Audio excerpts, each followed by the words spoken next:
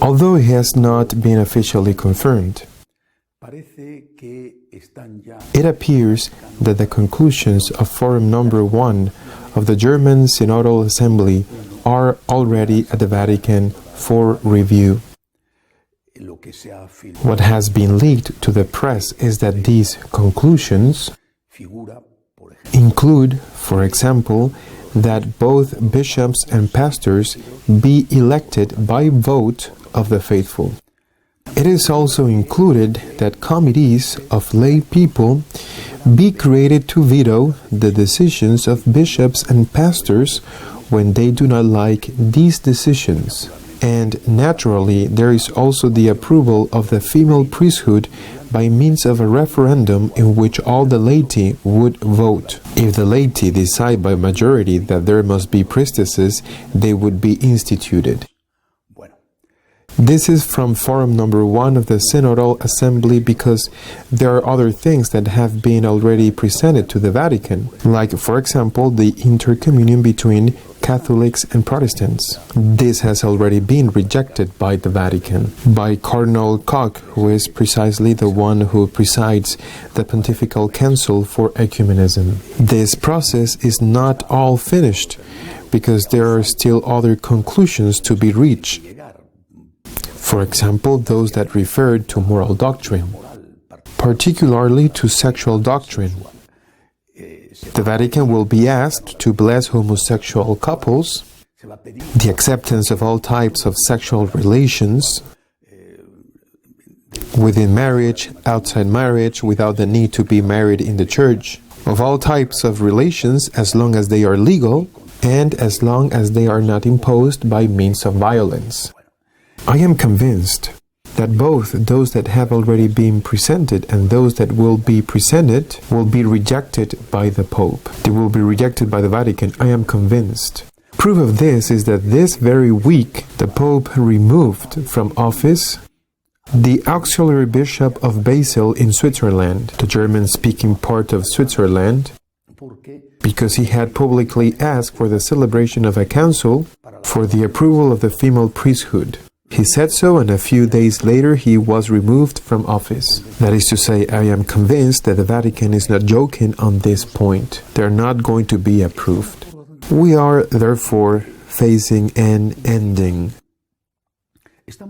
We are facing the penultimate act of a tragedy, because the last act will obviously take place when the Vatican rejects their requests. Then they will have to lay their cards on the table, and we will know what they're going to do.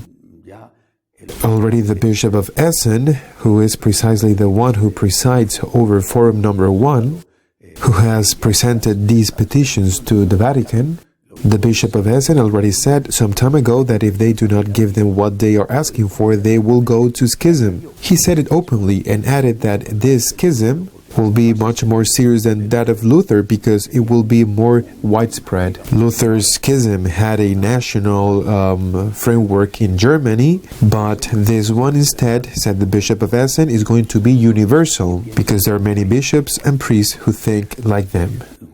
We will see if this happens or not. But in any case, we are reenacting the penultimate act of a tragedy. We have to ask ourselves if this is the next to last act, what was the first act? It is very important to know what is the origin of all this.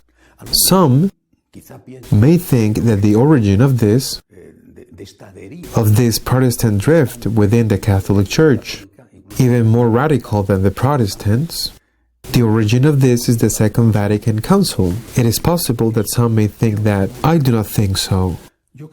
I believe precisely that the origin of this began the day the Second Vatican Council ended. Because that same day, the day the Council officially ended, that same day, those who have promoted the Council and who had won at the Council, that same day they began to go against the Council.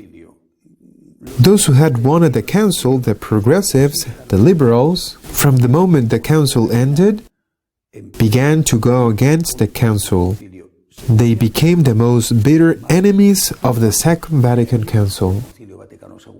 Why do I say this? Apparently, it was not so, but that is what happened. Because from the moment the Second Vatican Council ended, they began to say that the Council had to be interpreted according to something that was called the spirit of the Council. An ambiguous thing, an undefined thing, an unwritten thing, the spirit of the Council, but which was the interpretation of the Council in rupture, in discontinuity with the previous 2,000 years of the history of the Church, including the Word of God. For these, I repeat, those who had triumphed, those of the spirit of the Council, this didn't work for them. It was not enough. They always reproach Pope Paul VI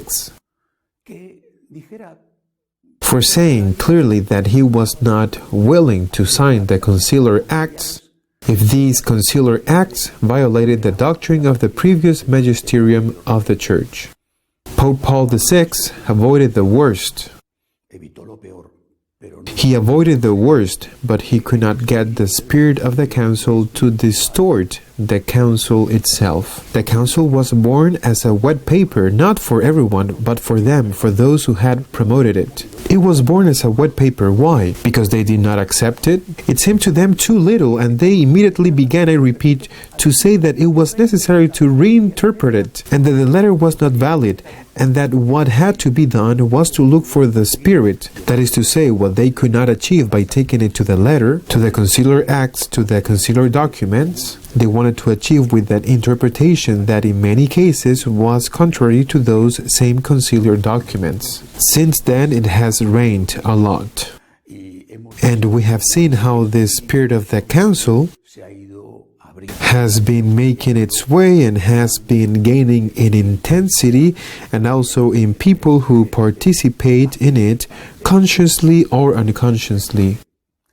Benedict XVI realized it immediately. He was a conciliar father and he was enthusiastic about the reform. But immediately after the end of the Council, he immediately understood that the spirit of the Council was the enemy of the Council. An example was how he had to separate from some of his friends, from some of his companions of the Council, like Hans King, and how the magazine Concilium that arose to promote the Council, the magazine Concilium was abandoned, among others, by Joseph Ratzinger, the future Benedict XVI, among others, and he had to found the magazine Communio. Why? Because Concilium had become an instrument of that spirit of the Council against the letter of the Council. Furthermore, those of the spirit of the Council, they have the audacity to qualify as anti-conciliar all those who do not agree with them. Those who are in favor of the Second Vatican Council interpreted in continuity with 2,000 years of history and with the Word of God are considered for them as anti-conciliar. With the Council, for them, the new church begins. A new church that is now reaching, as I said, its last stage. A new church that is living its penultimate act of tragedy. Why?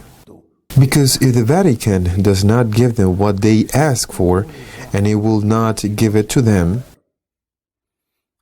it will never give it to them, then this new church either leaves. There is a schism, they have already announced it. There is a schism, they become one more sect. Let's say with all that other ecclesial communities already have. There is either a schism or they stay in the Catholic Church, but accepting this doctrine, which is the doctrine of 2,000 years, and of course, that of the Council exactly as it is written. But this German Synod is over because we cannot be permanently encouraging people on a path that later, at the moment of truth, cannot be followed. We are at the end of a sad, very painful journey. We are facing the end. That is the positive part. The good thing is that this is coming to an end. that possibly in the remainder of the year we're going to see how the Vatican pronounces itself, and we're going to see how they react. But two churches like the ones we have been living in these 70 years or 60 years, two churches that live and call themselves Catholic, will no longer be able to continue to exist together. Either we are with the new church that starts not from the council, but from an interpretation of the council contrary to tradition, the spirit of the council, another different church, or we are with the church of the Word of God, with the church of the magisterium, with the church of the saints, with the church, naturally, that expresses in one more act of doctrine, that expresses what it thinks through the Second Vatican Council as it is contained, as it is written there, and interpreted in continuity with what came before. Fortunately, we are before the next to last act, and it is time that in the Catholic Church there is a visible unity, a unity that teaches us and helps us to serve Jesus Christ more and to evangelize. Until next week, God willing.